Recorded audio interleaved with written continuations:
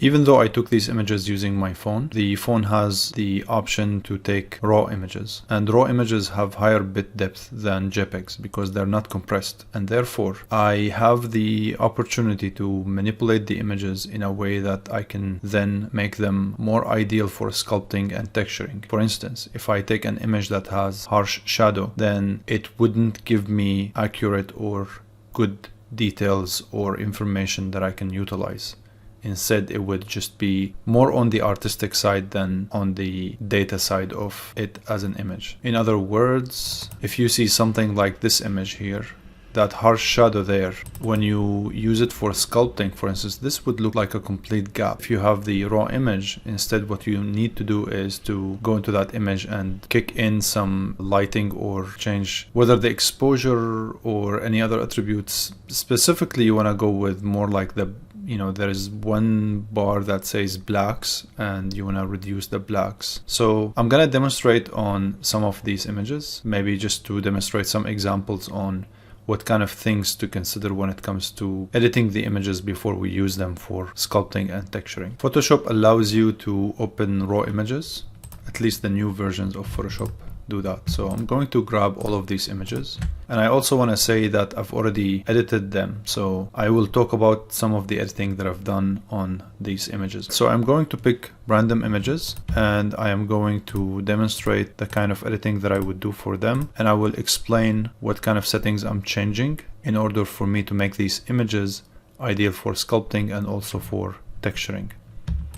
So here are a few of them, and I'm just going to drag them into Photoshop. So in this image here, I see that it's a little overexposed, which means partially it has some areas where the light is a little kind of burned in a way. So I would go to the exposure and lower it just a little bit. One thing I always want to have my eyes on is the histogram. The histogram is the chart that's going to show me range or lines of those colors. And typically you don't want to have peaks like this. You want to have a gradual buildup like this. It might peak, that's fine.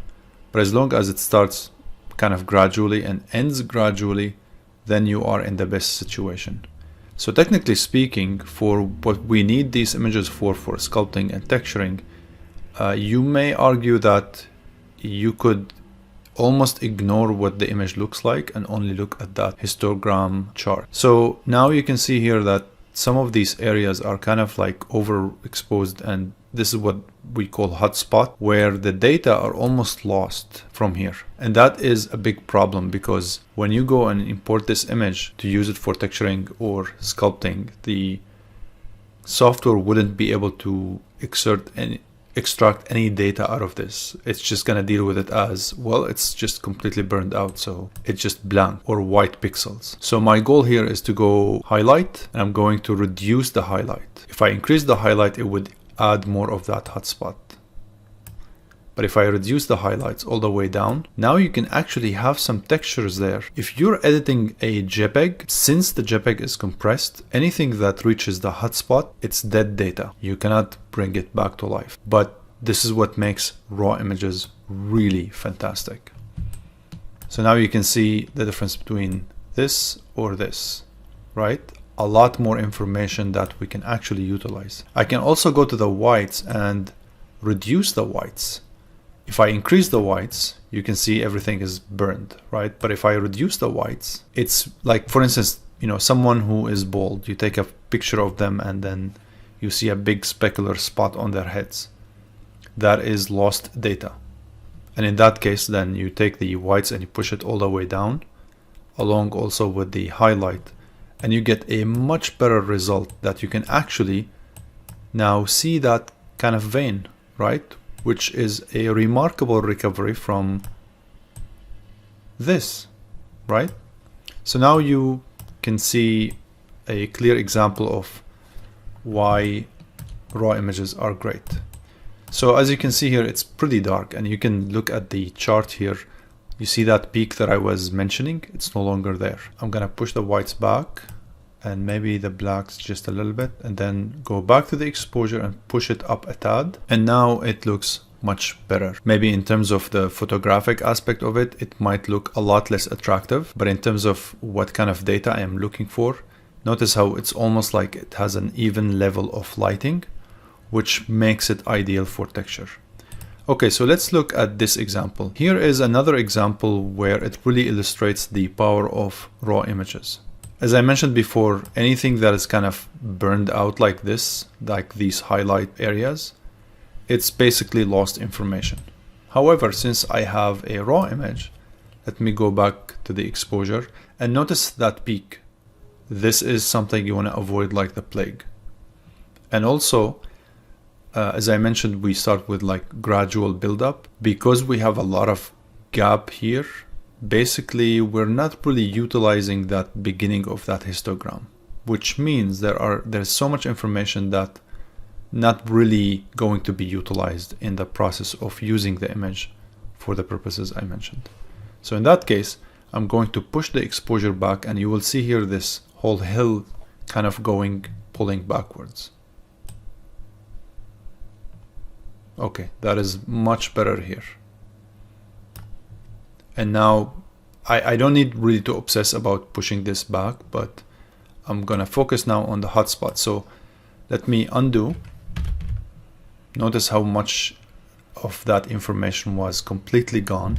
But now when I redo Control-Shift-Z instead of Control-Z, we actually have those textures.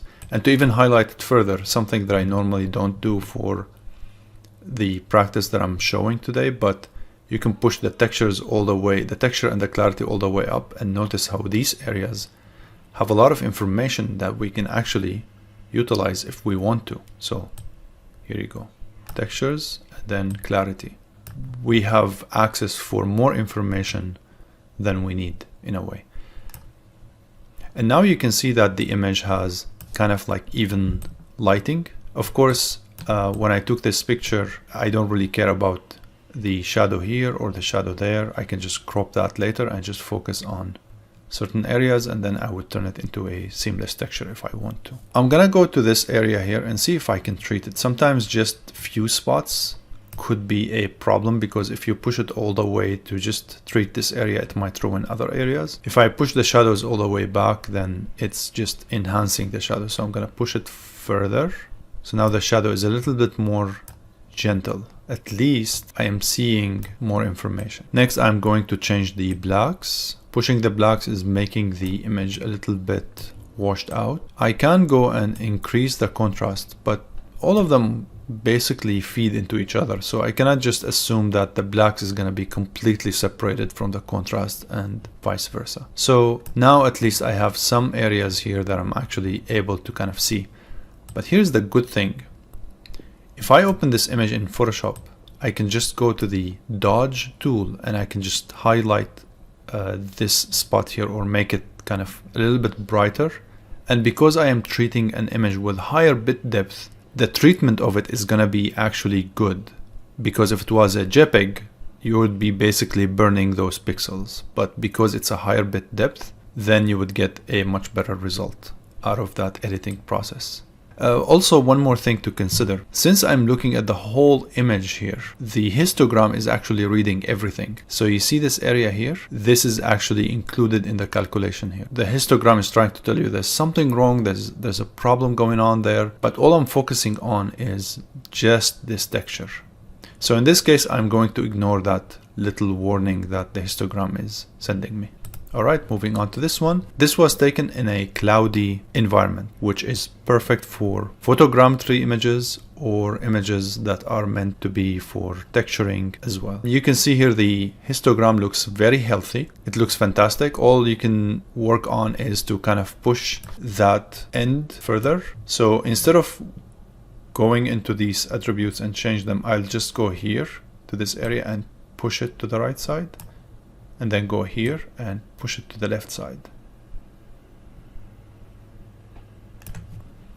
Okay, now I have somewhat harsh shadows, so I will go into the shadows and see if I can reduce that. Yeah. Keep in mind that sometimes an image that has flat lighting is almost ideal or almost perfect. That's why we have in texture maps something that is called diffuse, which is an image that shows the texture with shadows. But you also have the albedo map, and the albedo map is a map where, so let me go here into the shadows and push this all the way.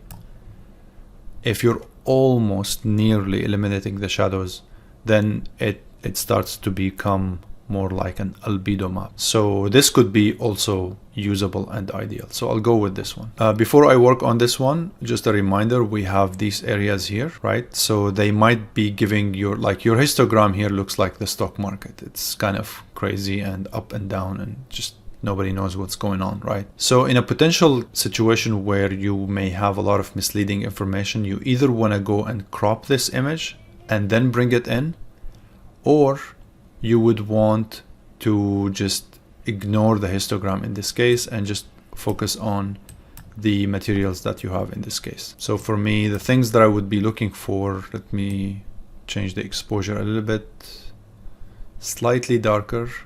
In terms of the highlight, there's nothing changing other than the leaves.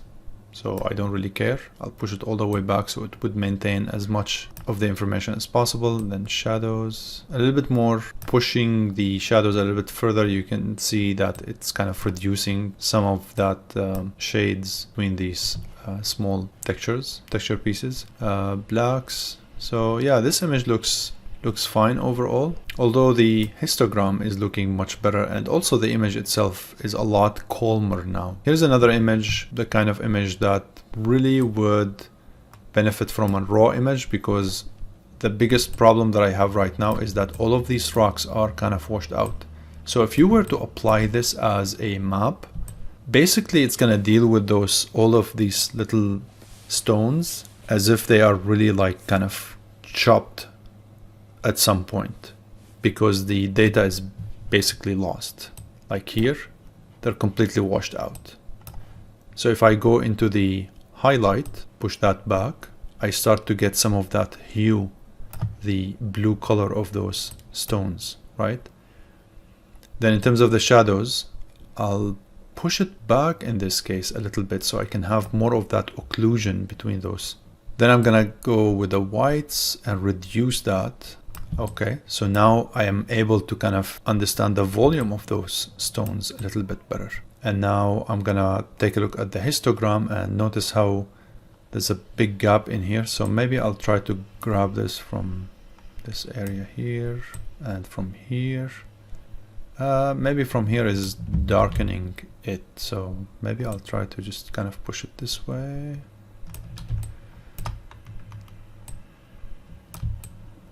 Yeah, so once it looks almost like even or evenly lit, it starts to feel like a legit texture image. So this looks great so far. I'll just leave it as is. This looks good. I'm just gonna go and investigate some of the details. So I'll try to treat something like this here. So shadows, I'll push back the highlight. Yes, big difference here. When I push the highlights, I'm gonna also push back the white just a little bit. The whites, always keep in mind that if it's high, then, or if it's higher than it should be, then you have a lot of those hot spots. So lowering the whites a little bit is usually a safe bet. The histogram looks good. I can just push this a little bit, so it would be kind of like a healthier histogram.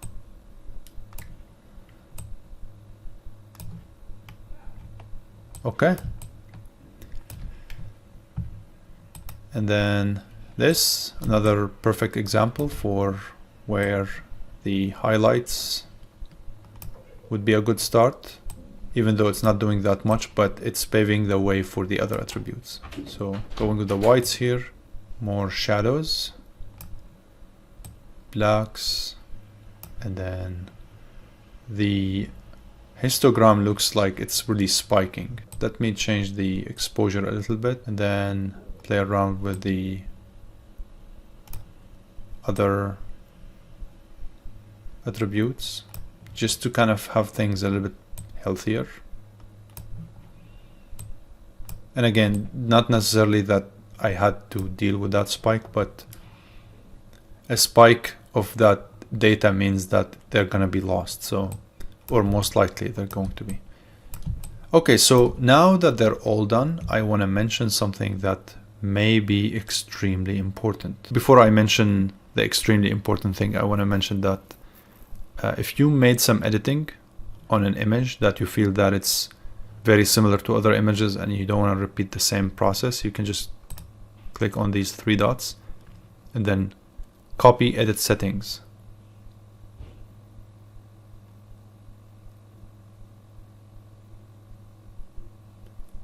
And then you go to another image and say you want to apply it here, then you click and then paste edit settings. Okay, so what is the extremely important thing that I was talking about? If you click here on these three dots, you have enhance. So enhance is going to give you raw details, which means improves details and reduces artifacts in most raw files. Or you can have super resolution, which means double image resolution, ideal for large display and prints. So I am going to go with this, and I'm going to click enhance, and then it's going to enhance it for me. So now you have two copies. You have this one and this one. It's really hard to tell which one is better, since both of them are kind of zooming out. So I would zoom on each one of them, maybe in a way that I can see it more vividly. And then here, spacebar to use the hand. So let's see, is there a difference? Not so much. Maybe it's been I think it's been. So it seems like it made a copy of it. If you want to delete something from here, you can just select it and hit delete. And once you're done, you can select these images, select one, shift select the last one or the first one, and then you hit open. And it's going to open these images in Photoshop. Now the next step for me for this demonstration is picking one, so I can create it as a seamless texture. Alright, I'll see you in the next video.